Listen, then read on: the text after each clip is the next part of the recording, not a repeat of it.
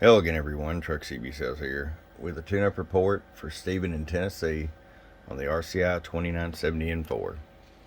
Stephen, as you know, it sports 42879 transistors in the amp section, but it's only driven by the radio section, which is usually around 40 or 50 watts PEP.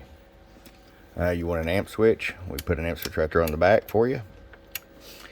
Let's go ahead and get right to it. RF power all the way down, 250 watt slug. About 20 watts all the way down, 125 all the way up. I'm going to show you average power swing. Low, about 215, 500 watt slug in PEP. Low, 500 in the corner.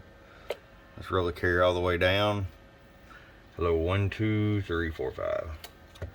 Go to sideband, carrier all the way, or RF power. Hello, hello, hello, hello, hello. Hello, audio 111. All right there, Stephen. There you go, buddy. It's ready to head to the volunteer state. Appreciate it. From your friend Truck at www.truckscbsales.com. Bum bum.